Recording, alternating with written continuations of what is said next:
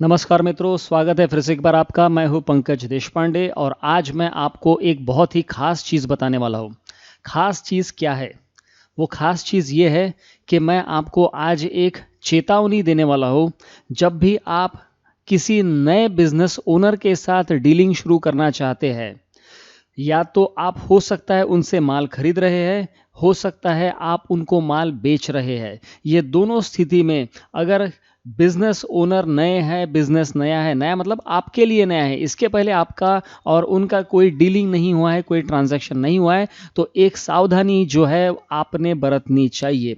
वो सावधानी कौन सी है, ये मैं आपको बताने वाला हूँ। तो उसके लिए हम सबसे पहले यहाँ पे चलते हैं gst.gov.in। ये gst.gov.in, ये पोर्टल पे हम जाएंगे। ये जीएसटी का पोर्टल है, आप सभी लोग शायद इसे जानते होंगे। लेकिन यहाँ पे एक चीज़ है जो कि आपके बहुत काम में आ सकती है। वो चीज़ मैं आज आपको बताने वाला हूँ। जब भी हम किसी नए बिजनेस के साथ डीलिंग शुरू करते हैं, पहला ट्रांजैक्शन हमारा होता है, तो हमें ये पता नहीं होता है कि ये सामने वाला व्यक्ति कैसा है। ये जानने का आपके पास एक तरीका है। वो तरीका क्या है? अगर समझो, मान के चलते हैं कि हम किसी से माल खरीद रहे हैं, तो माल खरीद रहे हैं तो सामने वाला व्यक्ति हमें जीएसटी लगा के बिल देगा, हम उसे पूरा पेमेंट करेंगे। वो जीएसटी का पैसा गवर्नमेंट के पास जमा करेगा और उसका इनपुट क्रेडिट आईटीसी हमें मिलने वाला है।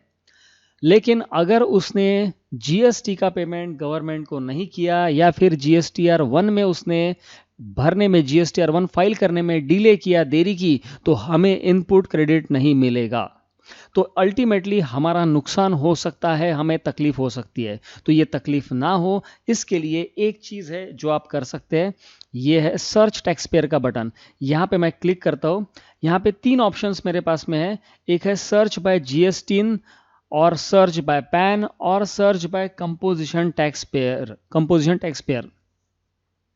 तो ये तीनों तरीके से आप काम कर सकते हैं। जब भी आप किसी नए व्यक्ति के साथ डीलिंग करना चाहते हैं, तो वहां पे आप सबसे पहले उसे उसका जीएसटी नंबर मांगिए। तो यहाँ पे हम जाएंगे, आपके पास उसका जीएसटी नंबर है, ऐसा मैं एज्यूम कर रहा हूँ। जिसको भी आपको चेक करना है, आप उसका जीएसटी नंबर ले सकते हैं। आप उसे जीएसटी नंबर मांगिए और उसका जीएसटी नंबर यहाँ पे आप इनपुट कीजिए। यहाँ पे मैंने एक जीएसटी नंबर इनपुट कर लिया है। ये जीएसटी नंबर है बीसीसीआई का, board for cricket control in India. तो यहाँ पे अब मैं कैप्चा टाइप करता हूँ और करता हूँ सर्च। ये सर्च करने के बाद आपको ये कहानी मिल जाएगी कि ये जीएसटी नंबर किसका है, इसका रजिस्ट्रेशन कब हुआ है। आप सारी जानकारी ले सकते हैं। Board for cricket control in India, board for control for cricket in India. उसके बाद ट्रेड नेम भी दिया है, यहाँ पे रेंज दिया है, स्टेट जुरिस्डिक्शन, इसका रजिस्ट्रेशन कब से है, 1 जुलाई 2017 से रजिस्ट्रेशन है। जीएसटी का स्टेटस क्या है, एक्टिव है। एक्टिव मतलब सब कुछ ठीक ठाक है। टैक्स पेयर टाइप कौन सा है, रेगुलर है कि कंपोजिशन है, तो ये रेगुलर है। और हमारे लिए जो सबसे महत्वपूर्ण जानकारी है वो है ये शो फाइलिंग टेबल। यहाँ पे मैं क्लिक करता हूँ, तो यहाँ पे नीचे आपको जानकारी मिलेगी कि ये बीसीसीआई ने इनके रिटर्न्स कब कब फाइल किए हैं। तो ये रिटर्न्स की जानकारी देख के आपको क्या समझ में आएगा? आपको सबसे महत्वपूर्ण चीज़ ये समझ में आएगी कि ये व्यक्ति जो है, ये जो पर्सन है, ये जो बिजनेस है, ये कितना डिसिप्लिन्ड है, कितना अनुशासन प्रिय है, इनके यहाँ पे काम किस तरह से हो रहा है। अगर इन्होंने अपने सारे जीएसटी रिटर्न सही समय पे, मतलब within due date file किए होंगे, तो आप इनके साथ डीलिंग कर सकते हैं, इनके साथ बाइंग सेलिंग का ट्रांजैक्शन कर सकते हैं। अगर आप बीसीसीआई से कुछ खरीद रहे हैं, बीसीसीआई मैंने यहाँ पे एक एग्जांपल लिया क्योंकि ये सबको मालूम है।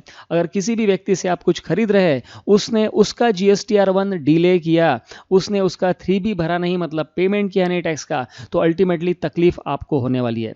तो ऐसे गलत व्यक्ति के साथ जो खुद ही अनुशासनहीन है, जिसके पास कोई डिसिप्लिन नहीं है, जिसके ऑर्गेनाइजेशन में हमेशा कैश क्रंच रहता है, पैसा ही नहीं, पैसा नहीं, लोग चिल्ला रहे, अगर ऐसी स्थिति है तो उसके साथ आपने बाइंग का कोई व्यवहार नहीं करना चाहिए, उससे कुछ खरीदना नहीं चाहिए। और इसके विपरीत, इसके उल्टा, अगर आप सप्लाई कर रहे हैं, आप माल बेच रहे हैं, तो अगर आप उसे माल बेचेंगे और अगर आप उधारी में माल बेच रहे हैं तो याद रखिए, जो व्यक्ति अपना जीएसटी सही समय पे नहीं भर पा रहा है, जहां पे उसको लेट फी लग रही है, जहां पे उसको पेनल्टी लग रही है, जहां पे इंटरेस्ट लग रहा है, ये सारा होने के बावजूद वो जीएसटी सही समय पे भर नहीं रहा है, वो आपके पैसे कैसे देगा? आप उधारी में माल उसको बेचेंगे और वो आपको घुमाते रहेगा, आपको बिल्कुल भी पैसा मिलने वाला नहीं है। आपको ऐसा लगेगा कि मेरा तो ज़बरदस्त सेल हो सकता है यहाँ पे, लेकिन ये जो सेल है, सेल तो हो जाएगा, लेकिन सेल्स की रिकवरी होने में बहुत ज़्यादा तकलीफ हो सकती है। तो इसलिए मेरा आप सभी से ये नम्र निवेदन है, आपको ध्यान रखना है कि जब भी आप किसी नए सप्लायर या नए कस्टमर के साथ में डीलिंग करना चाहते हैं, डीलिंग करने जा रहे हैं, तो उसका जीएसटी का कॉम्प्लायंस कैसा है, ये आप यहाँ पे देख सकते हैं।